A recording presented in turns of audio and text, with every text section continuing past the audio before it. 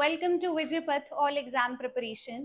तो हम स्टार्ट करने वाले हैं जुलाई मंथ का current affair. So let's get started. So our first question is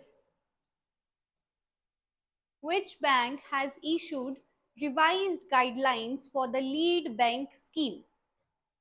lead bank scheme पता है किसी को? Lead bank scheme, lead bank क्या होते हैं? अच्छा, पहले आंसर देख लेते हैं फिर जानते हैं कि लीड बैंक होते क्या हैं। ठीक है। SBI, ICICI bank, RBI and axis bank. बताइए। बताओ, थोड़ा गेस कीजिए। आरबीआई, क्योंकि यहाँ पे पिक्चर भी बनी है ना। ये स्कीम कौन लेके आया था? लीड बैंक स्कीम आरबीआई के द्वारा ही आई थी ये। ठीक है, तो आरबीआई ने क्या करी है, नई गाइडलाइंस दी है। अब ये क्यों लेके आया गया था लीड बैंक स्कीम को, इसके बारे में जान लेते हैं। ठीक है, लीड बैंक से हम क्या जान रहे हैं कि जैसे रूरल एरियाज होते हैं ना, जैसे हिमाचल ही है, तो हिमाचल में आपको पता है कि कितने लीड बैंक हैं हमारे? पता है कुछ? हिमाचल में कितने बैंक है lead bank? As a lead bank वो रोल प्ले कर रहे हैं। लीड बैंक का मतलब है कि जैसे होता है ना, एक हेड हो गया और उसके अंदर बाकी सारी ब्रांचेस आ जाएंगी। ठीक है, सारे रूरल एरियाज में जो भी होंगे। बताओ, ये रूरल एरिया और अर्बन दोनों में बताइए। पता है कितने हैं हिमाचल में ही? 3। हमारे पास कितने हैं?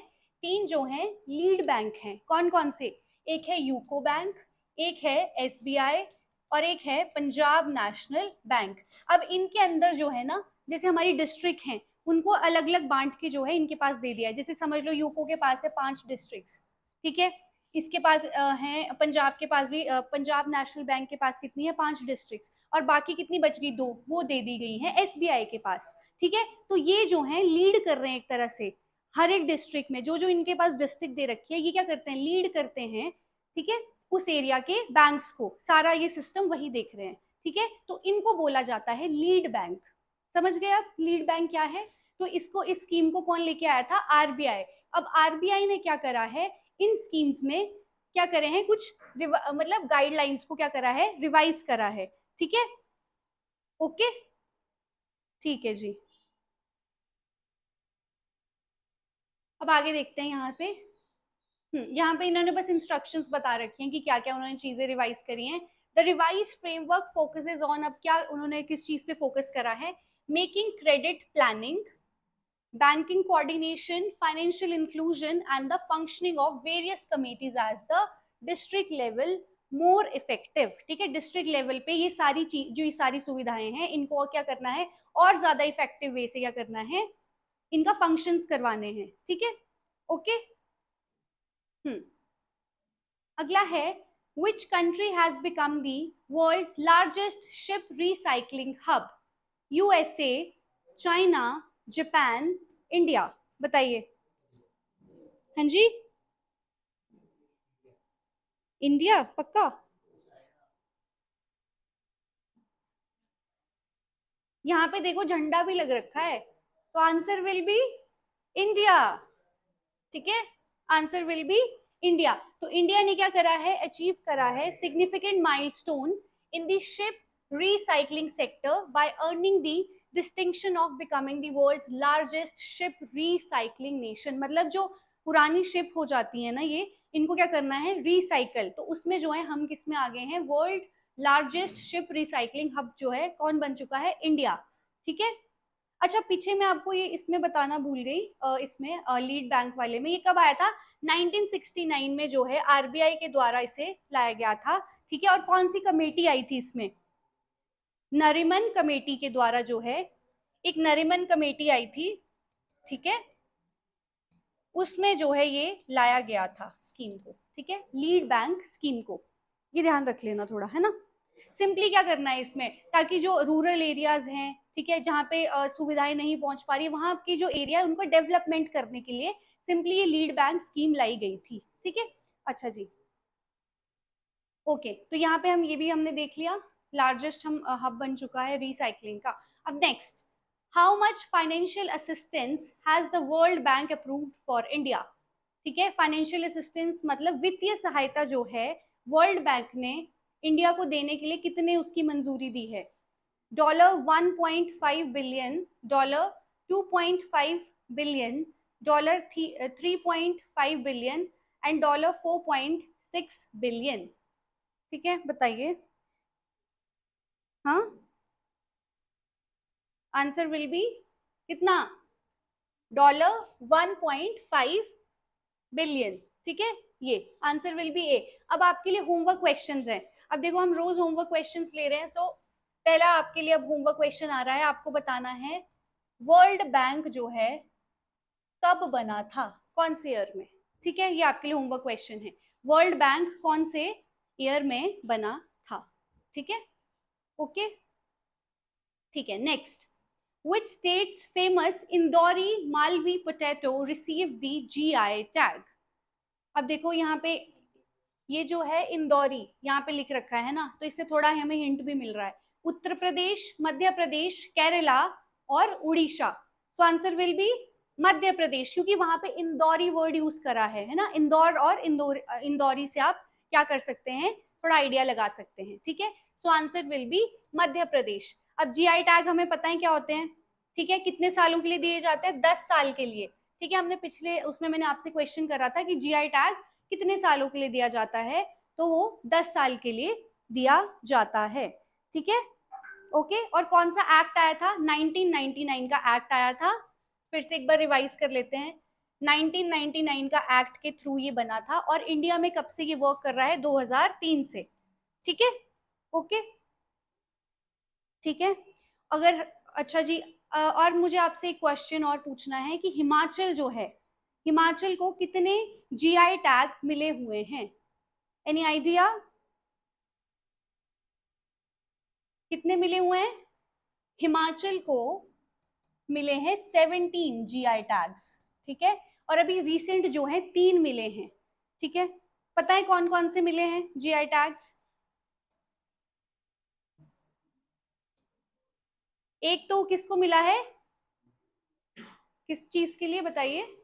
17 मिले हैं ना। रणसिंघा एक मिला है, रणसिंघा को। ये क्या है? ये वाद्य यंत्र है। ठीक है, रणसिंघा। अगला क्या, अगला किसको मिला है? किसको मिला है? नहीं, ये तो पहले मिल चुके हैं, किन्नौरी उसको तो। हाँ जी, बताओ। हैंडमेड गलीचा होता है ना जो, उसको मिला है। ठीक है, हैंडमेड, हैंडमेड गलीचा। ठीक है, हैंडमेड गलीचा को मिला है। और किसको मिला है? वुड कार्विंग, जो वुड कार्विंग होती है ना, लकड़ी पे नकाशी की जाती है अच्छे से, उसमें पूरे जैसे टेम्पल्स होते हैं उनमें क्या करी जाती है, नकाशी। तो और किसको मिला है? वुड कार्विंग को, वुड कार्विंग क्राफ्ट को। ठीक है, तो आपके लिए थोड़ा ये करंट भी इसमें ऐड हो गया कि हिमाचल को जो है, वैसे टोटल कितने हैं? 17 जीआई टैग हैं, और साथ में अभी रिसेंट 3 को मिले हैं, रणसिंघा, हैंडमेड गलीचा एंड वुड कार्विंग क्राफ्ट को। ठीक है, सो जीआई टैग से रिलेटेड ये सारी चीजें थी, और ये भी हम याद रखेंगे कि इंदौरी मालवी पोटैटो जिसको जीआई टैग मिला है वो कहाँ से है? मध्य प्रदेश से। ठीक है, okay. Next, in which state has India's tallest wind turbine been installed? Orissa, Maharashtra, Jharkhand, Karnataka. ठीक है, विंड टर्बाइंस हमको पता है ना, बड़े बड़े देखो ये कहाँ पे लगे हैं? ये पवन टर्बाइंस कहाँ पे लगे हैं? कहाँ पे? कर्नाटका में। ठीक है, कर्नाटका। अब ये लगाने के लिए ऐसी ही जगह होनी चाहिए ना जहां पे हवा भी अच्छी चले। ठीक है, तेज चलती हो। ठीक है, ओके। तो देखो कहाँ पे इंस्टॉल करेंगे? India tallest and most powerful wind turbine Vijaynagar. ठीक है, विजयनगर डिस्ट्रिक्ट है किसकी? कर्नाटका की। ठीक है, और ये इंडिया के first fit to renewable ready wind turbine capable of providing a stable round the clock power supply. Mainly क्यों ये वो करे गए हैं? ताकि पावर सप्लाई जो है कंटिन्यू चलती रहे वहां पे। ठीक है, capable of providing a stable round table sorry round the clock power supply. ठीक है, ओके, ध्यान रखना कहाँ पे? कर्नाटका में, विजयनगर एम्पायर में। ओके, सॉरी विजयनगर एम्पायर नहीं, विजयनगर डिस्ट्रिक्ट में। Okay next, who launched India's green hydrogen certification portal under the National Green Hydrogen Mission? Piyush Goyal, Nitin Gadkari, Pralhad Joshi, none of these. अब ये बताओ कौन है ये, बताइए कौन है ये? हाँ, प्रहलाद जोशी। ये कौन है? हमारे न्यू एंड रीन्यूएबल मिनिस्टर हैं, जिसको हम क्या बोलते हैं? नवीन और नवीकरणीय ऊर्जा मंत्री। कौन है? प्रहलाद जोशी। ठीक है, इन्होंने जो है इसको क्या करा है? लॉन्च करा है। ठीक है, इंडिया का क्या? Green hydrogen certification portal. अब इसमें देखो क्या क्या चीजें हैं, देख लेते हैं। सिंपल इसमें देखो, ग्रीन हाइड्रोजन सेक्टर में पारदर्शिता, ठीक है, मतलब ट्रांसपेरेंसी लाने के लिए और नियमों के पालन को बेहतर बनाने के लिए, ठीक है, भारत का आधिकारिक green hydrogen certificate portal launch करा गया है। ठीक है, मतलब सिंपली ट्रांसपेरेंसी रहे और क्या हो, जो रेगुलेशन है लॉस की, वो क्या हो, बेहतर तरीके से हो, इसलिए इसको लाया गया है। ठीक है, ओके नेक्स्ट, बिहू पीपा पेपा, हाँ, receive the GI tag, it is a traditional musical instrument of which state? अब देखो बिहू से हमको इजी है, तो आंसर विल बी असम। ठीक है, तो इसको भी क्या मिला है? जीआई टैग मिला है। तो हम जीआई टैग को क्या है अलग से आप प्लीज नोट कीजिएगा कि अभी देखो हमने इंदौरी पोटैटो पढ़ा मध्य प्रदेश से, बिहू पीपा हमने देख लिया, और अभी हमने देखा है कि हिमाचल के 3 जो हैं उन चीजों को क्या मिला है? जीआई टैग मिला है। ठीक है, ओके, ये ध्यान रखेंगे। और ये भी अगर आपसे क्वेश्चन कैसे पूछा जा सकता है रिलेटेड टू बिहू पीपा, ये अगर पूछा जा सकता है कि एक तो आपसे पूछ सकते हैं कि कहाँ का इसको, मतलब कौन सी स्टेट का ये जीआई टैग इसको मिला है, या तो आपसे पूछ सकते हैं कि बिहू पीपा है क्या। तो आपको पता होना चाहिए कि म्यूजिकल इंस्ट्रूमेंट है। ठीक है, ये चीजें भी आपको पता होनी चाहिए। ठीक है, वाद्य यंत्र है ये। ओके, और भी इसमें देखो, it receive the prestigious recognition alongside 3 more products. Assam से 3 और जो हैं चीजों को क्या मिला है? जीआई टैग मिला है। कौन कौन सी है? बाहा शिल्पा, दियोरी हैंडलूम्स एंड कार्बी एंगलोंग। ठीक है, इनको जो है क्या मिला है? जीआई टैग मिले हैं। ये हैंडलूम के प्रोडक्ट्स हैं, इनको क्या मिला है? इसके साथ साथ जीआई टैग इनको भी मिला है। तो ये भी आप ध्यान में रखेंगे, ये भी असम से बिलोंग करते हैं। Next, which solar power project in Sitapur, Uttar Pradesh has been approved by the Ministry of Defense? Which solar power? Okay, अच्छा, ये in terms of capacity वो पूछ रहे हैं। ठीक है, in terms of capacity, Sitapur में एक लॉन्च किया जा रहा है सोलर पावर प्रोजेक्ट। वो कितने मेगावाट का होगा? 100 मेगावाट, 140 मेगावाट, 200 मेगावाट और 250 मेगावाट? आंसर विल बी कितना? 250। ठीक है, सो 250 मेगावाट कैपेसिटी का एक सोलर पावर प्रोजेक्ट जो है मिनिस्ट्री ऑफ डिफेंस ने कहाँ पे वो लाने का सोचा है? सीतापुर, उत्तर प्रदेश में। ठीक है, okay okay next, which temple in the country has secured a trademark?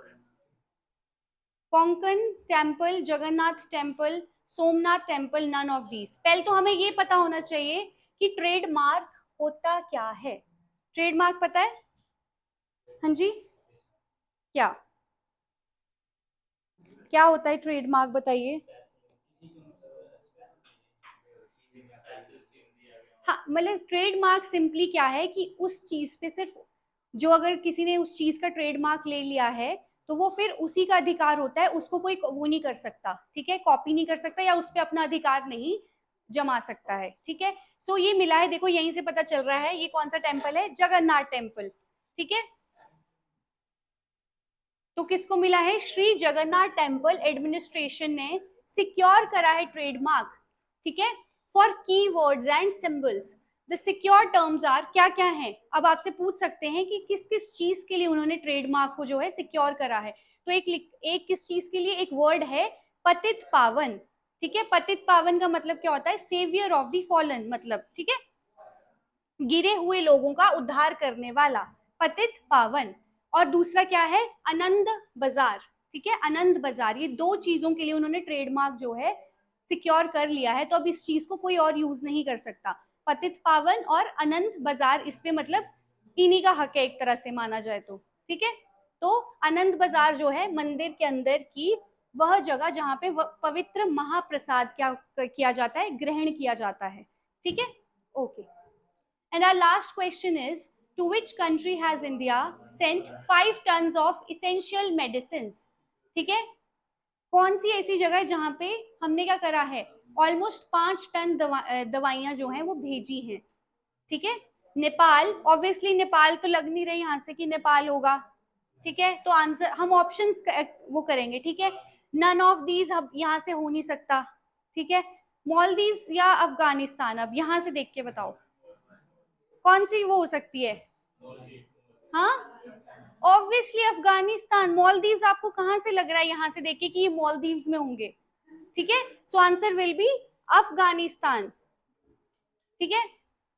Okay, तो इंडिया हैज बीन मेंटेनिंग, अब हमने क्यों ऐसा करा है, क्योंकि हमको क्या है वहां पे मेंटेन करने अपने क्या हमारे रिलेशंस, ताकि अफगानिस्तान के साथ भी अच्छे हों, क्योंकि वहां पे आपको पता है तालिबान ने आके क्या करा था, अटैक करके सारी एडमिनिस्ट्रेशन अपने अंडर ले ली थी, ठीक है।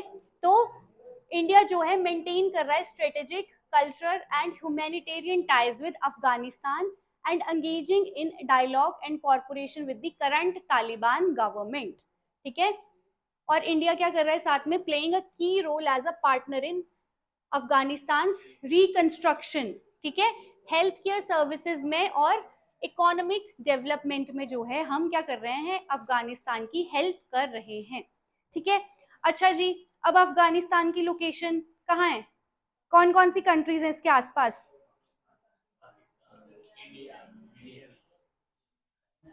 अब देखो यहाँ पे है अफगानिस्तान, ठीक है। अब इसके ऊपर कौन कौन सी कंट्रीज हो सकती है, ये मान के चलते हैं, यहाँ पे देख लेते हैं, चलो यहाँ पे है अफगानिस्तान, ठीक है। यहाँ नहीं दिख रहा, वेट, यहीं पे समझ लेते हैं।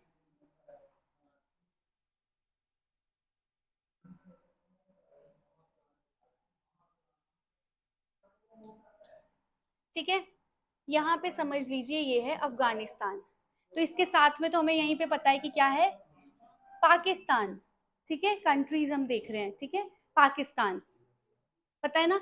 अब इसके ऊपर कौन कौन सी कंट्रीज है, यहाँ पे मैंने आपको एक बार करवाई थी, कजाकिस्तान है इधर को, यहाँ पे क्या है उज्बेकिस्तान, यहाँ को क्या है तुर्कमेनिस्तान, तजाकिस्तान, और यहाँ पे कौन सी कंट्री है, किर्गिस्तान। तो ये जो अफगानिस्तान है वो बॉर्डर शेयर करता है तुर्कमेनिस्तान से, उज्बेकिस्तान से, इनसे इनसे और पाकिस्तान से, ठीक है। और इसके नीचे क्या है, ईरान, यहाँ पे, ठीक है, ठीक है, नीचे नहीं मतलब साइड में आएगा थोड़ा, यहाँ पे, यहाँ जैसे आएगा ईरान इधर को, ठीक है। तो थोड़ी आपको जो है लोकेशंस पता होनी चाहिए कि अफगानिस्तान की नेबरिंग कंट्रीज कौन कौन सी हैं, ठीक है। इंडिया भी हम जो है इंडिया एज अ हम मानते हैं कि हम अफगानिस्तान के साथ बॉर्डर हम शेयर करते हैं, बट वो जो एरिया है पाकिस्तान ऑक्यूपाइड कश्मीर, तो most of the world map में हमारा वो दिखाया नहीं जाता, बट हम मान के चलते हैं कि हम भी, इंडिया जो है वो शेयर करता है अफगानिस्तान के साथ बॉर्डर, ठीक है। तो ये थी थोड़ी सी लोकेशन, मतलब थोड़ा इसमें रफ है बट आप आई गेस समझ गए होंगे, ठीक है। Okay, so that is it for today, thank you so much for watching.